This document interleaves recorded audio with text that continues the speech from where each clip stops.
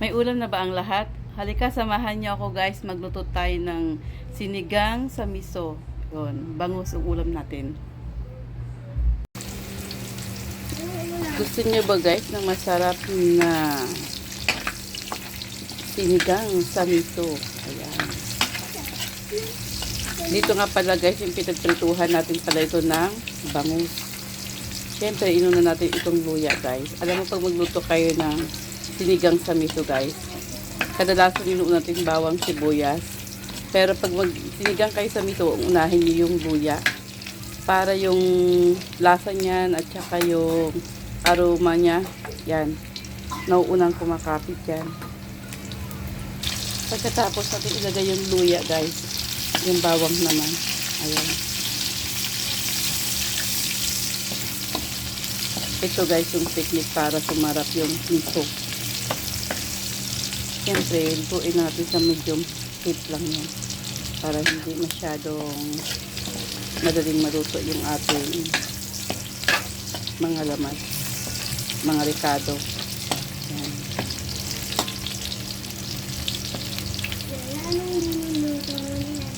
Magluluto tayo apo ng masarap na sinigang sa miso.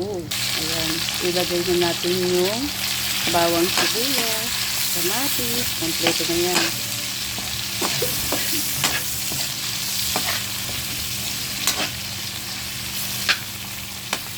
Pero kailangan lutong-luto natin yan, dudurugin natin yan para malasa siya. Pero pag magluto kayo ng sinigang sa miso, kailangan iprito nyo muna yung bangus. O diba? Parang pulang-pula yung bangus. Yan.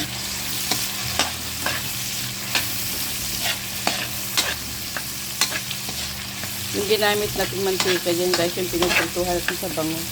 Kaya may ganyan yun. Pampalasan yun. Kailangan pag ano siya, gaganyanin natin guys. Oh. Yan. Yan. Dudurugin natin yun. Ayan. Ayan. Dahil pwede na siya nga durug-durug na ganyan. O, yung sabihin, medyo malambot na siya. So, kailangan gaganyanin yun guys. Para lumabas yung mga lasa nila. Tsaka, yan, yung aroma nila. Kasi pagsama-sama na yan sila dyan. O, diba? Sangkap pa lang, maulam na. Ayan na guys yung miso.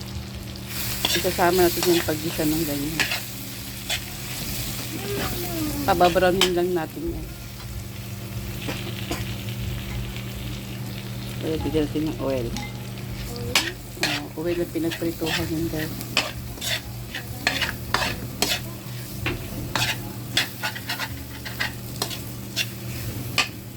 Kailangan maluto muna yung miso bago natin lalagyan ng sabaw. Pag ganyan na guys, nakita mo na nag-brown na yung miso, pwede mo na yan lagyan ng tubig kasi naluto na siya. Ayan na siya guys.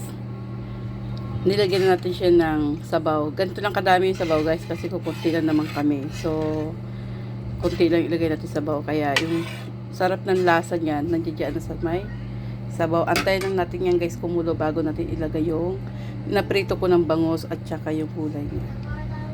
Ito na ang magic sarap! Ayan na siya guys, kumukulo na siya. Nilagyan ko nga pala yan guys ng Knorr Sinigang Original. Yan. Maliit lang siya guys kasi kukunti lang naman ito. Maliit lang yung sachet natin ginamit. So ayan na siya guys, dahil kumukulo na siya, pwede na natin na unti-unti na natin ilagay yung piniritong bangus. Yan.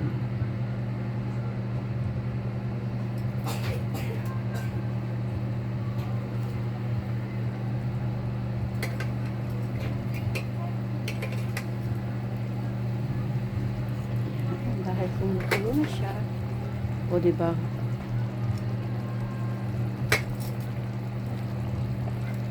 Kunti lang kami yan guys, yung lagay na yan ha. Pero, ang dami yata yung bangus ko.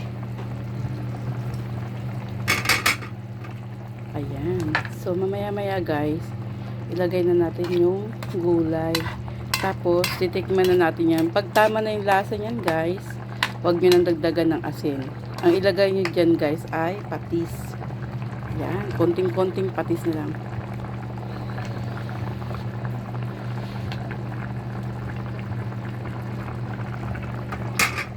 Kahit hindi na pala kayo maglagay ng patis guys, okay na pala siya. Masarap na pala. Lagyan na natin yung gulay. O, diba? Ganyan na maglagay ng gulay. Ayan. Ang gamit kong gulay nito guys ay mustasa. Kasi yan ang pinakamasarap na gulay sa sinigang sa miso. Mustasa talaga yan guys. Wait lang apo. Kay gagawa muna ang lola ng vlog. Yan ang ating vlog for today.